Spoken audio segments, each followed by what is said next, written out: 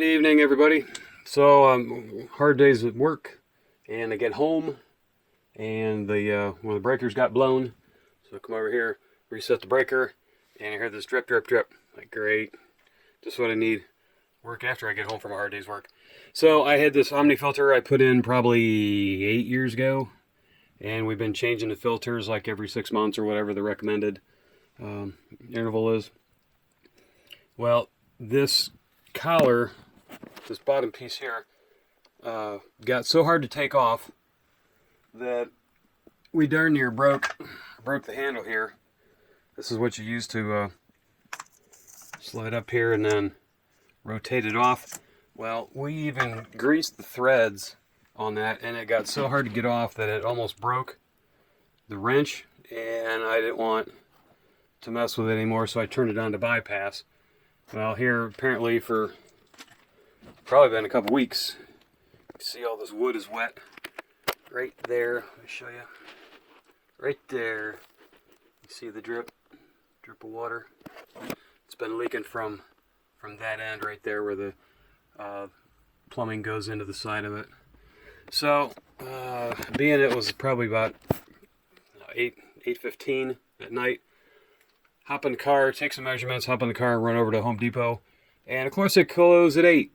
So then I'm looking, well, I can run across the street to Walmart, and it's 8:37. Nope, they close at 8:30. Wonderful. So I pop over to Home Depot, or I'm sorry, Lowe's, and they close at 9, so I had like 10 minutes to look around. Worst case, or long story short, from here to here is 6 inches.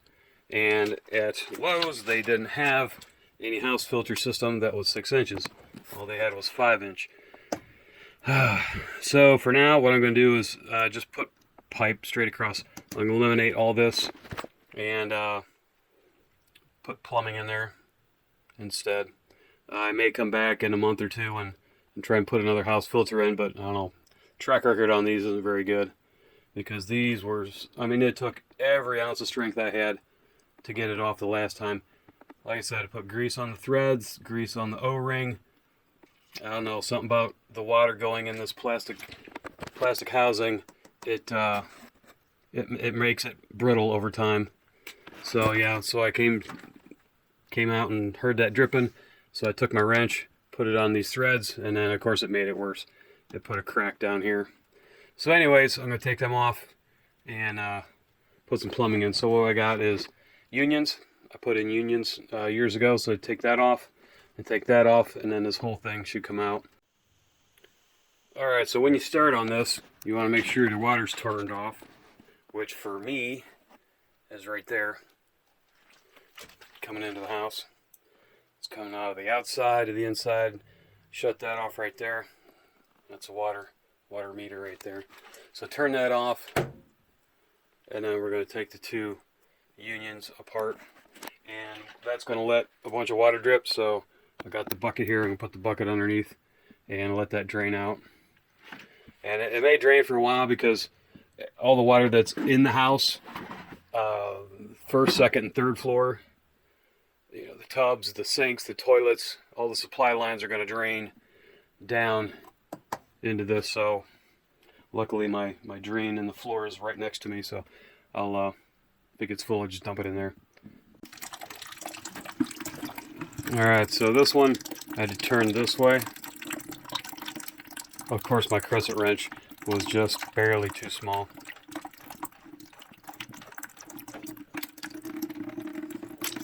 Woo! Oh baby! Yeah, I'm not gonna go easy on that. Jeez. Or hold your hand under it. Wow. Yeah. All the water that's above me on all 3 stories is coming down into this bucket. I'll sit here and hold it like that. If I go like that, it's going to be all night. So let me separate them just a little bit. Jeez. Alright, so that was only about 10 seconds of that. Now it's probably just going to do this for a while. So relieve the pressure and then just going to let that drain until it's done. Okay, so got that all drained out. What I did was turned on the cold water on the bathtub on the second floor to release extra water. That led about another half gallon. It unlocked the siphon and put about another half gallon through there. So I'm going to take this one off.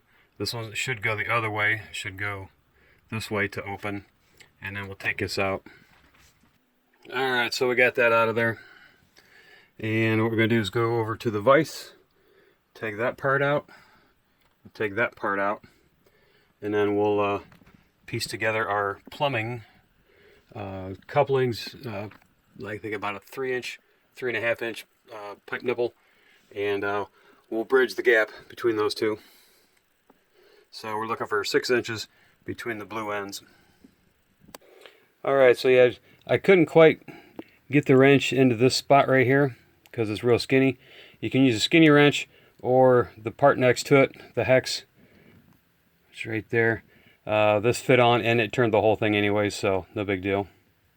So just put your wrench on there, turn that in, and out they come. Alright, so I thought when you held up to the light, it looked like there was corrosion and crud in there, but I guess it's just the plastic in there that turns it a quarter turn to go from a bypass to your house water coming in there, going down through the filter, and then coming back out this end. So yeah, that's just the plastic in there. Alright, so we got to cover 6 inches from ear to ear. So set that down. So we got our pieces, parts, excuse the mess. Get down here often enough. We got 3/4 coupling, 3/4 coupling, and I measured it out at the store, and I think the 3.5 will do.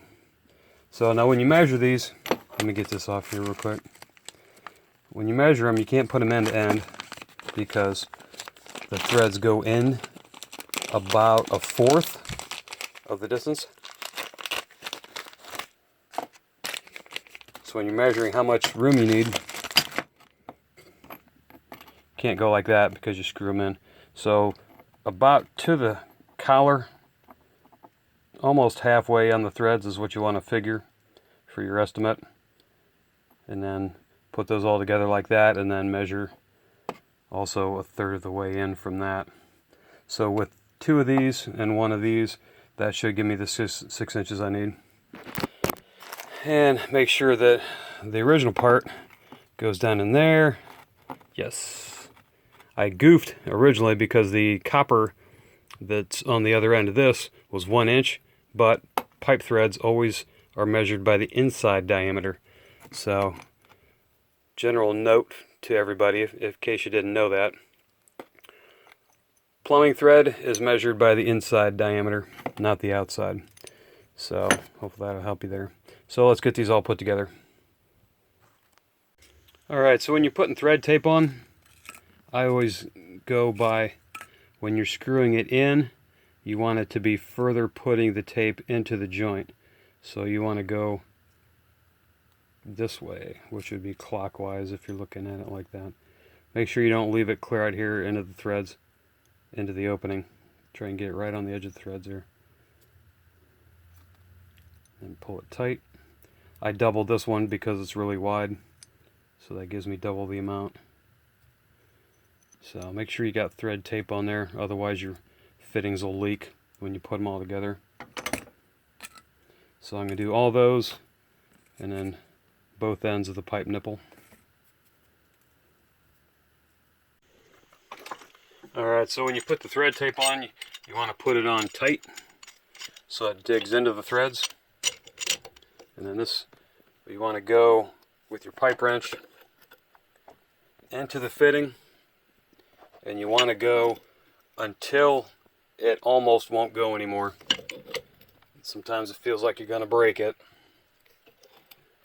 but for it to make a good seal of steel against steel, right about there. You don't want any leaks, so you got to be firm with it. this side in. Kind of hard to get the tripod down here. And these little ribs are designed for you to either get a hold of it in a vise so it doesn't turn, or in the pipe wrench to keep it from spinning. Alright, so now we'll tighten this side same way. Sorry. Plumbing, when it's not an emergency, like when you're building something, plumbing can be kind of fun. If you ever played with Legos or Lincoln Logs or Tinker Toys, it's kind of like that, only on an adult scale. Alright, so then what we'll do is we'll take our couplings and we'll put them into each end of this. So just like I did that, you want to do the same with these. So I'll go ahead and do that and then show you the finished result. Alright, so here's the other end. I was turning on this part, but that is inside this other hex bushing, so now I can get on this part. So since it's closer, I'm going to wrench on that. That'll be a little stronger that way.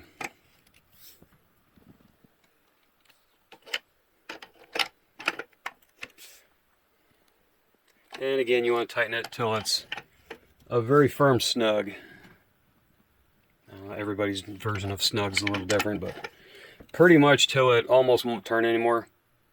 Right about there. I feel like if you go any harder, you don't break it. Alright, so now let's take this out of the vise and see if we're close to 6 inches. There's the finished product.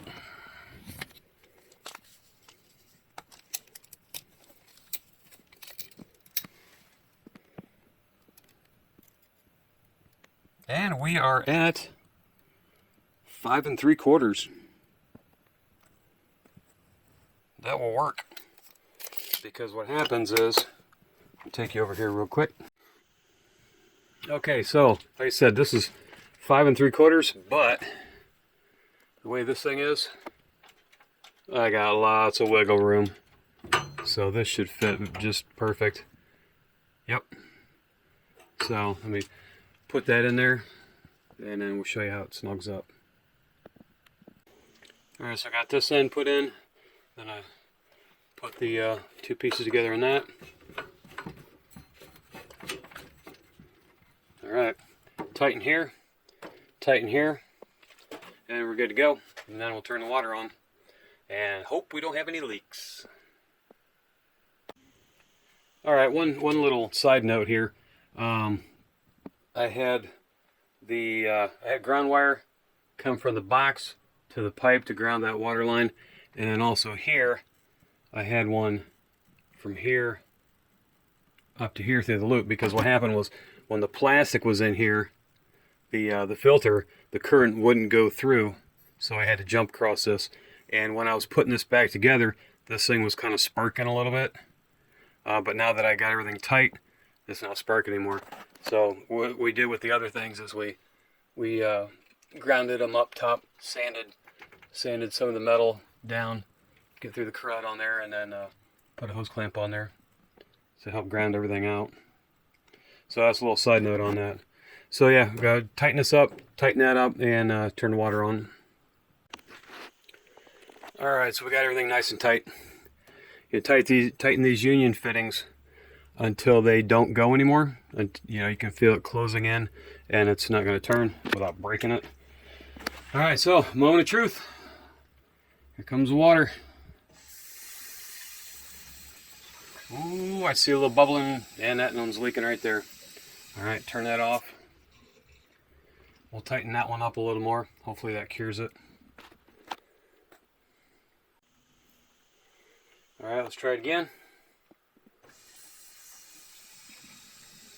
Now, if that leaks again, what I may do is take that apart and make sure the surfaces are clean, which it is leaking. Doggone it. Alright. Yeah, rather than crank it down, open that back up, clean the surfaces, make sure there's nothing in there. Alright, so 10 minutes later, we got that finally cleaned off, both sides, inside, and all the mating surfaces.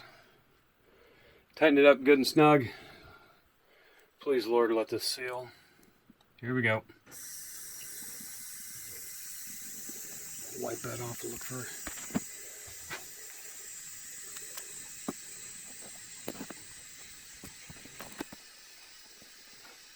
Open up a little more.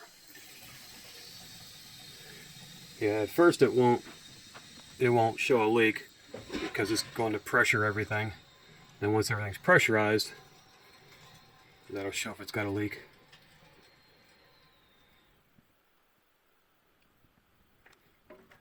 So far so good. Now what I'll do is, what you want to do is take a wash rag or paper towel, something, dry that off real well. And you can maybe stick a paper towel or something behind it and then check and see, you know, in a half hour or whatever, if the paper towel is really wet. You know, wrap it with a paper towel. That'll show if it's leaking or not. So for all intents and purposes, it looks like it should be good. I don't see any new drips on here. Alright, so we're going to call that a success. If it does leak, it's going to be in one of these areas, and you just need to tighten it up or take it apart, put a little more thread tape in there. I only went about 1.5 times with the thread tape, doubled over. Ideally, you want to do it at least 2 times. If you just have the regular thin thread tape, you want to go around each pipe end 4 or 5 times and stretching it so that it gets into the threads. This time I actually did do it a little bit on the light side. So there you go, folks. That is how you bypass a house filter. And I don't know, I'm not having very good luck with them, so I'm just going to leave this bypassed for now. Down the road we may change that, who knows. So thanks for watching, gang, and we'll see you next time.